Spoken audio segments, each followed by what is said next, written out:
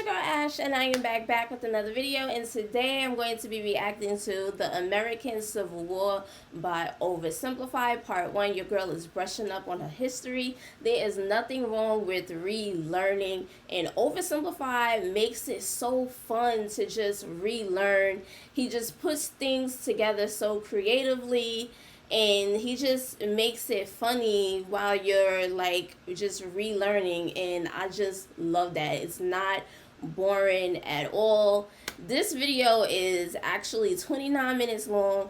I'm gonna try my best not to pause it, y'all. I'm gonna try my best not to pause it. We already know the Civil War is basically about slavery between the North and the South, and also federal rights. And if you guys haven't subscribed already, what are you waiting for? Hit that red button so you can be a part of the family. Don't forget to give your girl a thumbs up. Enough of me talking. Let's get straight into this reaction. This video was made possible by NordVPN. Click the link down below to get 70% off an annual subscription, plus an additional month free. Also, stun your friends, turn heads, get compliments. Buy yourself some OverSimplified merch today, along with a very honest new character pin. Link in the description down below. Okay, Mrs. Lincoln, this is it. One last push, and we're done. 9 months and 4 days ago, my father, oh my God, he came out with a hat himself, and gave to her a child, conceived in a shack in Kentucky, and dedicated to the proposition that I will drink num-nums from a bottle and do little poo-poos in my pantses for the next 2 to 3 years. Now what is it babies do again?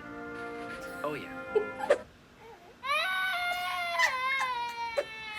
I am not touching that.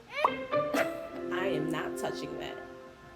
You better get Abraham your baby. Lincoln grew up with his relatively poor family in Kentucky, eventually moving to Indiana, and finally, Illinois. He read a lot of books, worked a lot of jobs, wrote some questionable poetry, and finally entered the law profession. Despite being self-taught, he turned out to be a pretty clever and astute lawyer.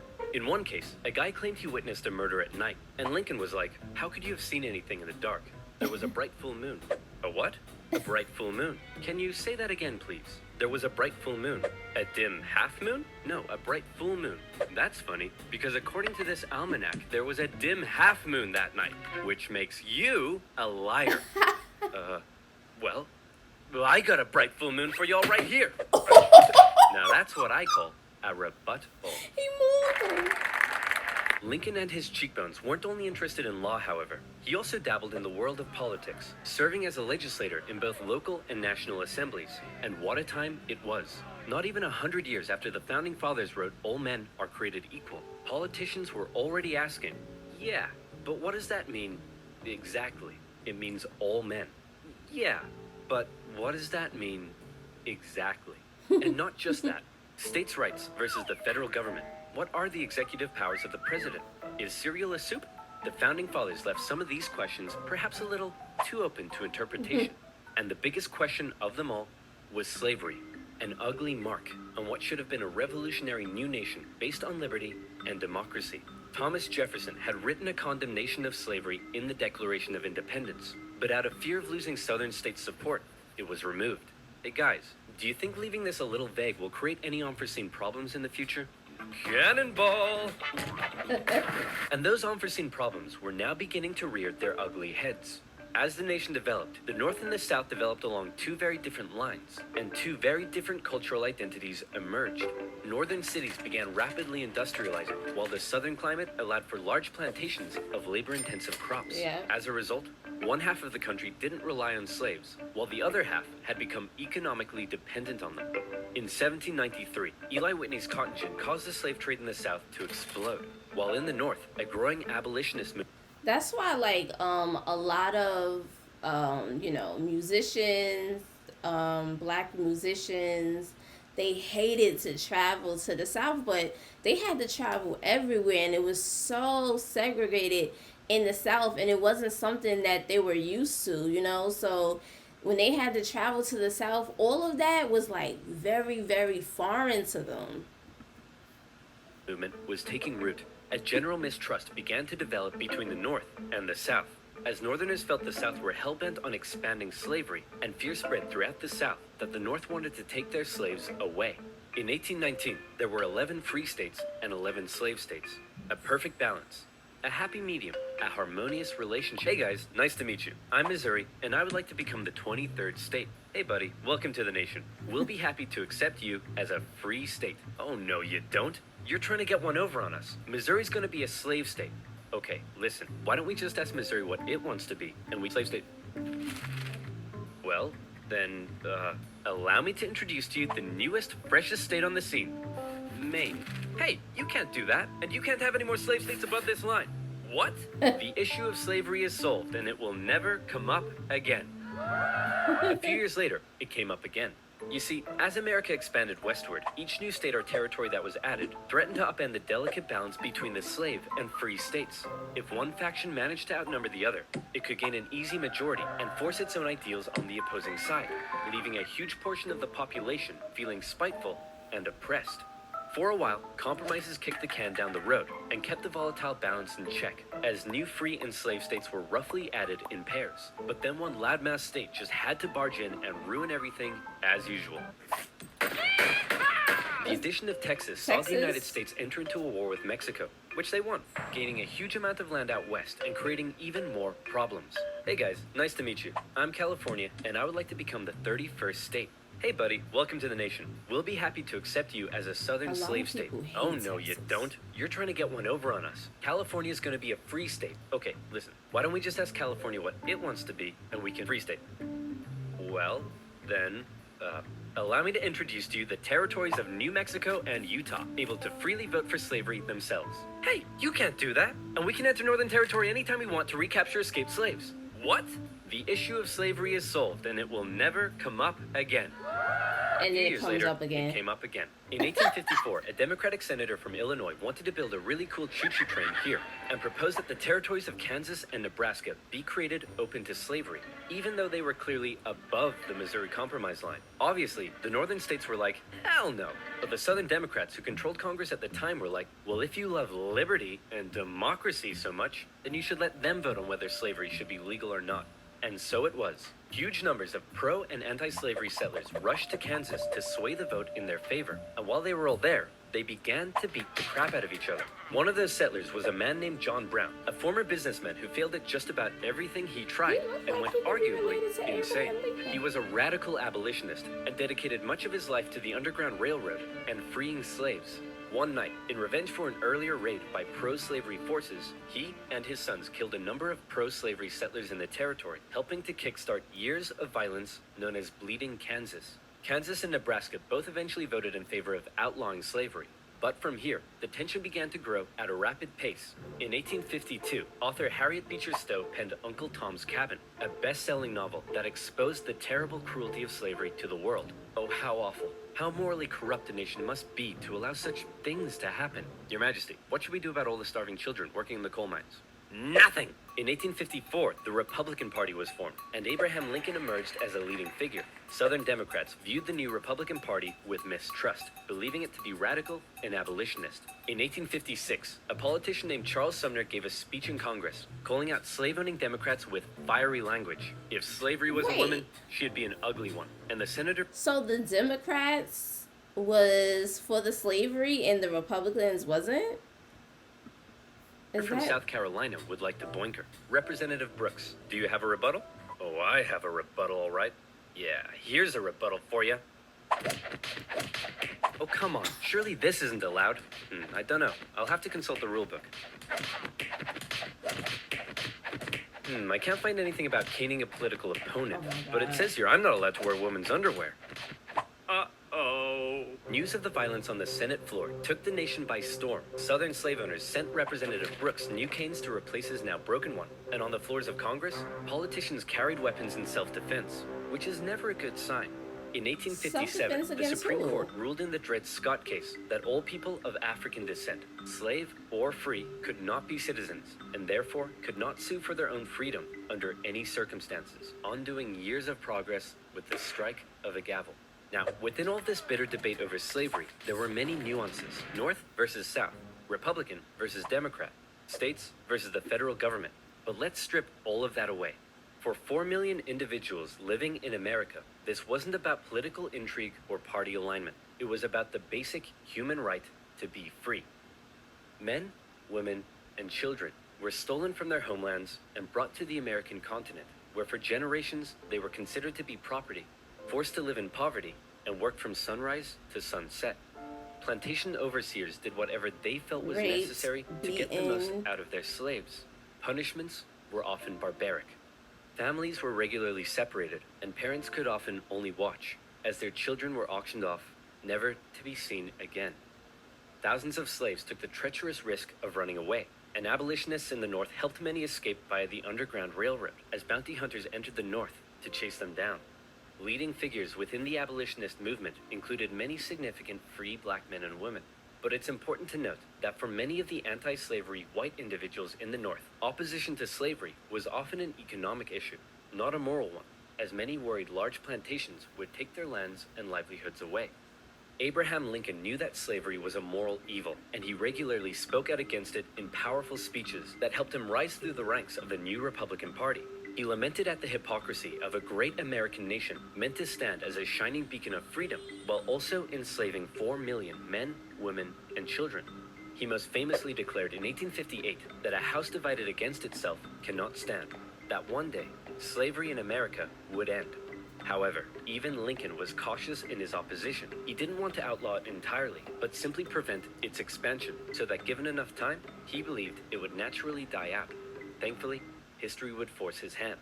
In October 1859, one abolitionist decided he'd try to single-handedly take down slavery by force. Who would be crazy enough to even attempt such a thing? It's our good friend, John Brown. He planned to seize arms from an armory in the town of Harper's Ferry, free the slaves there, and continue south, inciting a major slave uprising along the way. A noble cause, a bad plan, and terrible execution. Brown's men took the armory and some hostages, but were quickly surrounded by one Robert E. Lee and his U.S. Marines. Brown was captured, and a couple of months later, he was executed for treason. Northerners sympathized with Brown, but Southerners were like, "You see this?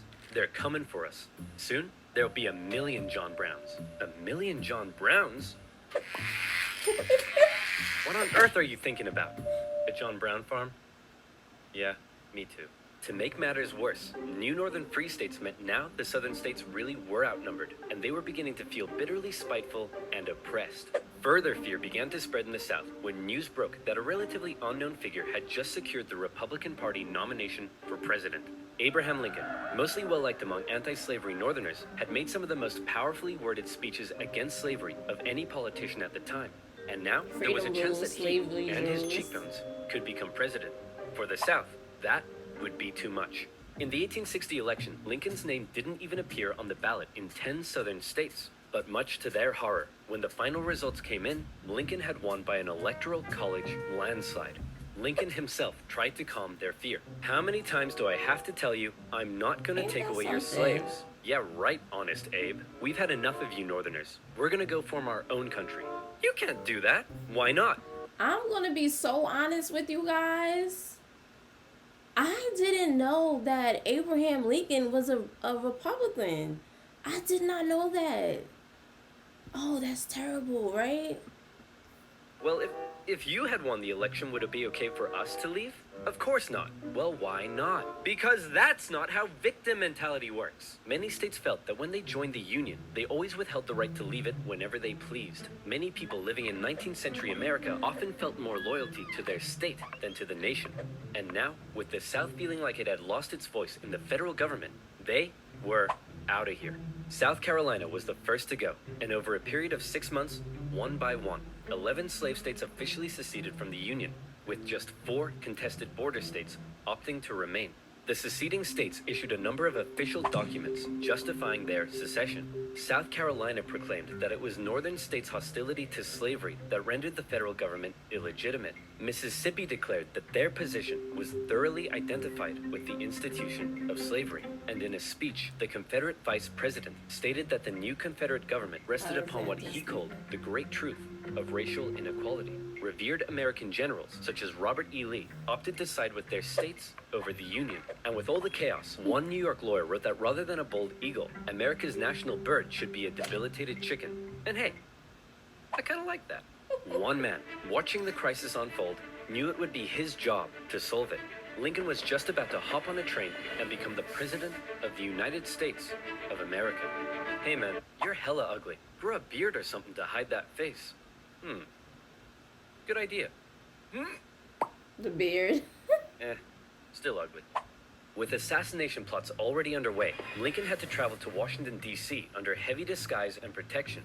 All along the way, he received stacks of threatening letters. May the hand of the devil strike you down. You are destroying this country. Damn you, every breath you take. Love from... Grandma? At his inauguration speech, Lincoln once again reiterated that no, I do not want to take away anyone's slaves. But for Lincoln, he did want to preserve the Union. He declared secession to be nothing but an illegitimate rebellion. In your hands and not in mine, he said, is the momentous issue of civil war. You can have no conflict without being yourselves the aggressors. We are not enemies, but friends. It was clear Lincoln was ready and willing to get freaky and open up a can of Scatman John if he had to. Whether he had the support of the people, however, was in question. In the end, it was the Confederates that fired the first shot. As they seceded, the Confederate states began seizing federal U.S. property throughout the South.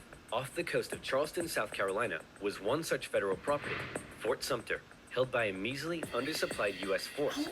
The Confederate militia there demanded the fort surrender, a request which was quickly denied, and any remaining hope for a peaceful solution to the secession crisis probably then died when the Confederates did this. The Battle of Fort Sumter is considered to be the beginning of the American Civil War.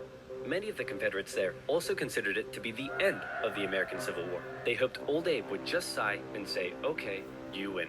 Unfortunately for them, Lincoln actually said, you're about to get a roundhouse to the face. Lincoln sent out the call for 75,000 volunteers, and men signed up in droves, hopeful for some adventure and good old-fashioned F-U-N. In the new Confederate capital of Richmond, Virginia, Confederate President Jefferson Davis and his cheekbones had also sent out the call for 100,000 men.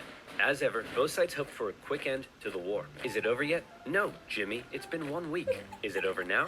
No. How about now? If you ask that one more time, I swear I will turn this army around and you'll all have to go back home to your wives and children. But in particular, the South knew the conflict would pose a bit of a challenge. How can we expect to win with a population of only 5 million against 22 million in the North? If you count us 4 million slaves, you'd have 9 million. Great idea. Hand these rifles out to all the Wait a minute. You almost had me there. The problem for Lincoln was that many of his top generals were getting old and were being a bit too cautious. The commanding general was a man named Winfield Scott, a veteran of the Mexican-American War, and by now, he was too fat to even mount a horse. Okay, chaps, we need to come up with a plan. Hit me. We could wait for the Confederates to come and apologize. Maybe we should all sit in a circle and discuss our feelings. Crossing the Delaware into New Jersey worked for me. Those are all terrible ideas. And you? Wrong video. Hey, I'm the greatest president in the history of this nation. Yeah, we'll see about that, dingus. Eventually, Lincoln's generals came up with a multi-pronged strategy. First, a blockade would cut off and starve the South of supplies by sea. Secondly, taking control of the great Mississippi River would sever the South's economic artery while splitting it in two. And finally, a main Union force in the East would move south and take the Confederate capital, ending the war. Bada boom, bada bing. Skirmishes began to break out across the nation, and the Union Army in the East began to move south towards Richmond. Everything seemed to be going well until they reached Manassas, where they came upon a large Confederate force. It's almost like they were waiting for us. How did they know? As it turned out, spies in D.C. had sent a coded message to the Confederates warning of the invasion. Did you use NordVPN? What the heck is NordVPN? I'm so glad. Sponsor time. Do you use the internet? Me too. Do you like internet safety? Me too. Hey, we should hang out sometime so I can tell you about NordVPN. NordVPN has over 5,000 secure and super fast servers in 60 countries that allow you to surf the net safely without personal data logging.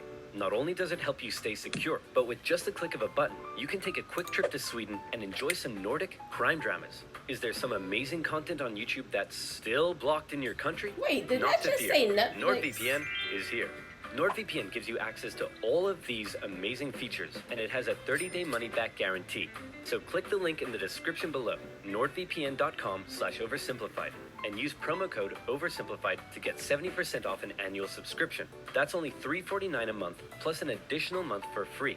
Again, that's nordvpn.com/oversimplified. And as always, you'll be supporting my channel. So thank you. Now, where were we? Oh yeah, secession, fat man, and the Union invasion into Virginia.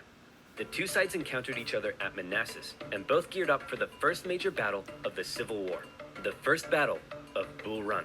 The Confederates rapidly brought in support via rail, and the two sides were about equal in numbers. However, they were also equally inexperienced. A large number of civilians also rode out by carriage from D.C. to picnic on the nearby hills and watch the excitement unfold. Nobody seemed to quite understand how destructive this war was going to be. The Union forces pulled a flanking maneuver to hit the Confederates on their left, and the two sides fired on each other in rows. Farm families living in the area were forced to flee the fighting, including a man named Wilmer McLean. Hurry up, Martha. There's a war out here. The more you tell me to hurry up, the slower I will go. The Union force saw initial success, pushing the Confederates back to Bet you Henry should Hill. hurry up But now. one as of yet fairly unknown General Thomas Jackson had arrived, and he took a defensive position, standing firm like a stone wall, holding the Union army off, and finally sending them running back to Washington, D.C. Dang. With heavy casualties. The sobering reality of war hit both sides hard, and the North, having just lost the first major battle, had to face the serious prospect that they may not actually win this war. President Lincoln, General Jackson whipped us so hard, the Confederates are calling him Stonewall Jackson. Wait, that's why they're calling him that? Not because he looks like he ran face first into a stone wall? Apparently not. Worse yet, the North had also lost the first major battle out west, giving away control of southwest Missouri. All of this was terrible news for Abraham Lincoln, especially since many of his generals and cabinet already didn't have much respect for him. They felt he was incapable of running a war, because he seemed a bit like your friendly old grandpa. He famously loved a long-winded story and a good pun. I've been so busy, my wife is missing me. But her aim is starting to improve. But deep down, few realized he could also be incredibly shrewd. Oh, Abe, you're so funny. Funny how? Funny like I'm a clown? Abe, I was just... No, funny how? Like I'm here to amuse you? During the war, Lincoln committed acts that were viewed by some as impeachable. His administration suppressed the free media from printing articles sympathetic towards the South. Some Southern sympathizers were even arrested without a trial. Lincoln's criticizers began accusing him of being a tyrant. But to quote the man himself, "Hey, it's war, baby. What are you gonna do?" By the end of 1861, with things already looking bad for the North, abolitionists such as Frederick Douglass couldn't believe that the Union Army weren't enlisting black men. He continued to put pressure on the president. It's time to make the war about emancipation. I don't want to ruffle any feathers. The feathers are already ruffled. But Lincoln, hanging on to hope for a quick end to the conflict, continued to fight only for the preservation of the Union. It was decided, however, that escaped slaves from the Confederacy could be held as enemy contraband, and many of these men were put to work bolstering the Union's infrastructure and supply lines. Hoping to get things moving, Lincoln made young General George McClellan the new commanding general, and McClellan began to train up his men. He thought a lot of himself, however, and believed he was going to be the nation's great savior. And like many others, he didn't approve of the president's handling of the war. On one occasion, Lincoln went to McClellan's house to meet with him, but McClellan was late returning home. He kept the president waiting, and when he finally got there, he just straight up went to bed. Now that's what I call disrespectful. McClellan talked the talk, but could he walk the walk? No. Like Lincoln's other generals, McClellan was maddeningly cautious. "Hey man, could you move south and attack the enemy?" "What? Are you crazy? What if they have a big scary army down there?" "They probably do." "What? Oh my gosh!" McClellan worried that he did not have the numbers he needed to fight effectively. "What if they have like 10,000 men?" "Okay, no problem. We'll get you 20,000 men." "Well, what if they have 30,000 men?" "I'll need 40." "Okay, you can have 40." "Well, what if they have 50? I'll need 60." Lincoln tried, but it was all in vain. McClellan would not make a They move just for did the not rest like of the him. year. The North's one saving grace for now was a general out west fighting in Kentucky and Tennessee, General Ulysses S. Grant. Cool, collected, methodical, and a big fan of whiskey. His chief of staff took it upon himself to keep Grant sober. One officer said that Grant habitually wore an expression as though he were determined to drive his head through a brick wall and was about to do it. And that determination led him to score a number of key victories when others around him were failing. At the Battle of Fort Donelson, Grant was like, "Why does Stonewall Jackson get a cool nickname and I don't? I want a cool nickname." "Sir, the Confederates say they're ready to surrender and want to know your terms." "No terms, just unconditional surrender." "Hey, unconditional surrender Grant. That's a pretty cool nickname, right? Guys, right?" Later in April 1862, the Confederates launched a sudden attack on Grant's army at Shiloh, but the determined, unconditional surrender Grant threw his lines at the rebels and sent them running. The battle resulted in the heaviest casualties in U.S. history so far, and despite his victory, Grant found himself under fire. You have to get rid of Grant. Why? Didn't he win? Yes, but he just threw his men at the enemy. Isn't that the point? Also, he's a loony drunk. Well, what does he like to drink? I believe whiskey, sir. Then send him more. Lincoln watched as his cabinet did nothing but bicker, and his generals did nothing. But then, worst of all, personal tragedy struck.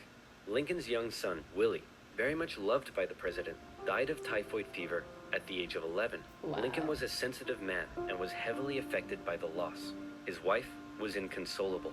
But one of Lincoln's greatest traits, what made him such a great leader, was in the darkest of times, with composure and determination, he kept moving forward. He knew it was his responsibility to hold himself and his family together, and by doing so, he hoped to hold the nation together. And he had had it with McClellan's inaction. Lincoln decided he was gonna take control. In March 1862, Lincoln firmly ordered McClellan to once again move south towards Richmond. McClellan insisted instead they move by sea to the Virginia Peninsula and attack Richmond from the southeast. Yes, said Lincoln. Okay, anything. Lincoln held on to some of McClellan's men to defend D.C. from a nearby Stonewall Jackson wreaking havoc in the Shenandoah Valley, and he sent McClellan south. McClellan landed on the peninsula, and he began to move inland. He came up against a small Confederate army that had dug in at Yorktown. McClellan vastly outnumbered the force, but it's said that Confederate General Magruder deceived McClellan by cleverly maneuvering his smaller force and making McClellan believe he faced a huge army. No, you have way more men than them. Move forward. No. McClellan settled in for a month-long siege, giving time for Johnston to move south from Manassas and Magruder time to retreat. When he finally entered the city and found it deserted, he declared it a victory, calling his success brilliant. Then, after meeting some resistance at Williamsburg, McClellan moved to within just 20 miles of Richmond. His army's able to hear the church bells ringing in the enemy capital. You still outnumber them. Go give him hell. No. McClellan once again held back, moving slowly and defensively, and with his army split in two, the Confederates saw an opportunity to strike back. McClellan's advance was halted, and now the Confederates pulled an ace out of their sleeve. General Lee, you're up. Do you think we should evacuate Richmond? No, Mr. President, no need. General Robert E. Lee, one of the most brilliant military commanders of the time, was now in charge. One of his biggest strengths was his ability to read the mind of his enemy, and he knew McClellan was cautious and weak. After moving Stonewall Jackson south to join him, and even though he had a smaller army, Lee hit McClellan in a series of fast-paced, close combat battles that had McClellan spooked. McClellan retreated the Union Army back again and again and again, escaping the peninsula and returning to D.C. Lee had defeated McClellan, and the campaign had failed. Well, that was a major success. A success? Tell me exactly what was successful about that. Well, we successfully retreated. You lost. I didn't lose. I merely failed to win. Things just kept looking worse for the North. At least their Navy had seen some success, capturing a number of key port cities, notably when they steamrolled past Confederate forts to take New Orleans. And speaking of the Navy, both sides had begun using ironclads. So that's pretty cool. But in the East, they still weren't having any luck. After McClellan's disastrous campaign, Lincoln briefly sent out one General John Pope to attack Northern Virginia. Hey man, just checking in. How's it going? Well, the Confederates kicked my butt at Cedar Mountain. Then they raided my camp and ran off with my money and clothes. Also, I appear to have been wedgied. Lee defeated Pope at yet another battle at Bull Run, in which nearby farm families once again got caught up in the fighting. Hurry up, Martha! There's another war out here! I'm waiting for my hair to dry! Wilmer McLean, sick of war, moved his family She's south, not waiting where he anymore. knew the war would definitely, absolutely never touch him again. But Lincoln had yet another problem to contend with. European powers, in particular the UK, were looking increasingly like they may intervene diplomatically on the side of the Confederates. They were missing their precious supply of southern cotton because of the Union blockade, and they wanted to see a swift conclusion to the war. The tension between America and Great Britain had been increasing, especially after Confederate diplomats were discovered on a British ship. Now, after McClellan's failure to take Richmond, the UK declared it impossible for the North to win. Lincoln needed something to prevent Europe from getting involved, and after more petitioning from abolitionists, he decided maybe the time was finally right to make the war about ending the institution he hated, slavery. If the North had a noble cause to fight for, Europe would be less likely to intervene. But Lincoln and his cabinet knew before they could declare something as radical as emancipation, they needed a victory, especially now that the Confederates were about to go on the attack. Aware that he had a limited number of men and supplies, Crops. Lee now hoped that if he could just threaten Washington, D.C. militarily, he would gain Europe's recognition and crush Northern morale in time for the midterm elections, forcing the North to negotiate. With confidence at an all-time high, for the first time, Robert E. Lee invaded the North. But on September 13th, the North finally had some luck. Oh boy, it's my lucky day. A cigar in a field. Hey, what's this wrapped around it? Oh my gosh! That's right, the North had discovered General Lee's battle plans wrapped around some cigars. And in them, they saw that Lee had split up his forces. McClellan headed out from D.C., and the two sides met in the Battle of Antietam, a crucial battle that would decide the course of the war. It saw the most vicious fighting to date, and still remains the single bloodiest day in American history. But, for once, the North came out victorious, and Lee was forced to retreat. He's on the run. Chase him down and finish him off. No. No. You know what, old buddy, old pal? You're fired. The North had won their You're crucial fired. victory. Lincoln breathed a huge sigh of relief, and with that win, he was prepared to take a huge step. On September 22nd, the Emancipation Proclamation was issued. In January, all slaves held in the Confederate States would be, as far as the U.S. government was concerned, officially free. Throughout the North, free black men and women rejoiced, knowing that if the North were to win, their brothers and sisters would no longer be held in bondage. The proclamation also had the intended effect on Europe, who were not willing to oppose a pledge to end slavery. An outraged Confederacy knew that Lincoln had given the war a new meaning. It was no longer just about the preservation of the Union. Now, it was about creating a new union, washed clean of its original sin. A union without slavery. Part 2. Comment down below. Let me know what you guys think. Give your girl a thumbs up. And I'll see you guys in the next video. Bye, fam.